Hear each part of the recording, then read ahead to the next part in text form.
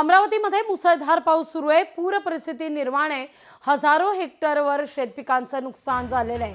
त्यामुळे अमरावतीचे खासदार बळवंत वानकडे यांनी तिवसा तालुक्यातील गावात दौरे करून प्रत्यक्ष शेती बांधावर जाऊन नुकसानीची पाहणी केलेली आहे।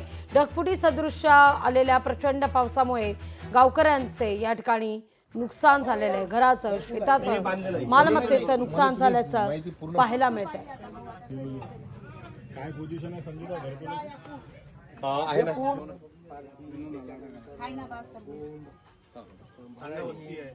हे तुमच्या नावाने जागा माय असं म्हणणं आहे भाऊ आणि हे यायचं तिकडं म्हणाय पोरासाठी केलेलं ते त्याच्या प्लॉट मध्येच आहे त्याच्या प्लॉट मध्ये म्हणजे जो प्लॉट दिला त्यांना